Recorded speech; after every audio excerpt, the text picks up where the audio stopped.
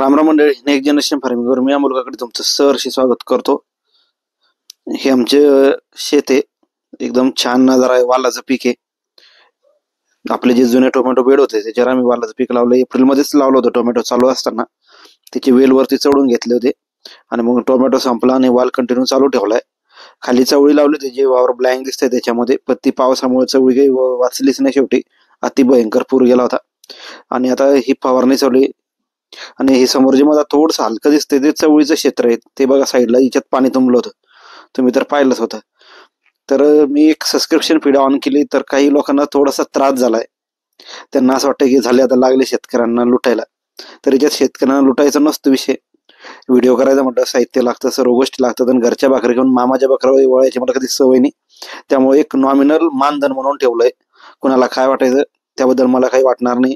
ज्यांना खरोखर शिकायचं असेल तर तुम्ही टोमॅटो आणि वाल या पिकाबद्दल व्यवस्थित आणि प्रॉपर माहिती इथून पुढे सबस्क्रिप्शन फीड पडणार आहे. आणि रेग्युलर माहिती पण इथे अपलोड होणार आहे. असं नाही की मग तुम्ही मला फॉलो केला आणि तुम्हाला माहिती मिळणार नाही. दोन्ही गोष्टी होतील. व्हिडिओ लाईक करा, शेअर करा, सबस्क्राईब करा मंडळी. धन्यवाद. राम राम.